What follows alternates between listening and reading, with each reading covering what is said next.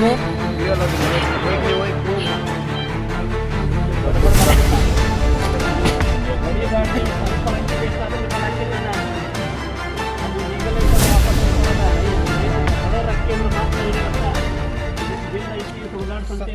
Colour ಬ್ಯಾಗ್ನಾಗ ಹೆಂಗೆ ಬರ್ತದೆ sir?